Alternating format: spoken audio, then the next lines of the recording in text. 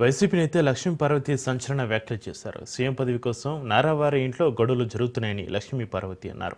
చంద్రబాబు నాయుడు మించిన అవినీతి లోకేష్ చేస్తున్నారని పార్వతి ఆరోపించారు. చంద్రబాబు ప్రచార ఆర్భాటం పాకిస్తాన్కు పాకిందని లక్ష్మీ పార్వతి ఎద్దేవా చేశారు. చంద్రబాబు మోసం గ్రహించిన సింగపూర్ ప్రభుత్వం దూరం పెట్టిందని వైసీపీ నేత విమర్శించారు.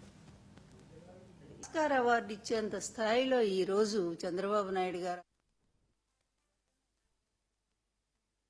కుటుంబంలో గొడవలు ఎక్కువైపోయినాయి.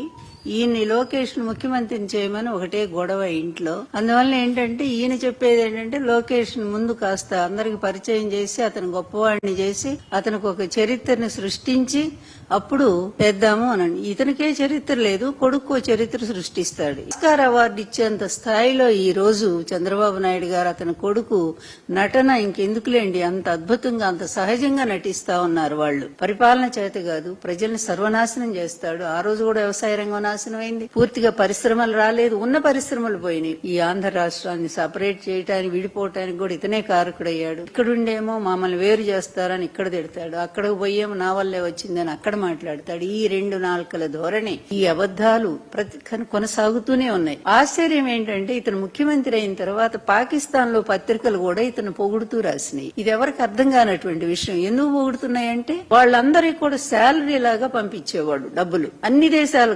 జర్నలిస్టులు కూడా. అందుకనే 90 దేశాలు నా న్యూస్ అని మొన్న చెప్తా ఉన్నాడే, ఈ 90 దేశాలకు ఇతను డబ్బు జర్నలిస్టులు పంపించాడు అనమాట. సింగపూర్ పర్యటన, ఈశ్వరన్ లాంటి అవినీతి పరుడు ఇతని ఫ్రెండ్, అతనే జైల్లో ఉన్నాడు అరెస్ట్ అయ్యి. అంటే ఇతనెంత పెద్ద అవినీతి పరుడని సింగపూర్ ప్రభుత్వానికి తెలియదా? చక్కగా గుర్తించారు కనుకనే తీసి పడేశారు, మేము ఇన్వాల్వ్ కాలేము అని చెప్పి. అంటే ఎటువంటి సంస్కారంతో ఈ లోకేష్ రాజకీయాల్లోకి వచ్చాడో అర్థం చేసుకోండి. ఇంటిని మించిన అవినీతి పరుడుగా అతను తయారయ్యాడు. రాష్ట్రాన్ని లూటీ చేస్తా